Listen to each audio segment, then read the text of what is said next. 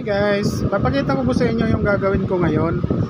Handle po ng kutsilyo, yung malaking kutsilyo po. Ito po yung ginagamit pang tadtad ng mga karne. Nilalagay ko pong handle guys, PVC. Ayan po, ginuguhitan ko na po. Papakita ko po sa inyo kung paano po gawin.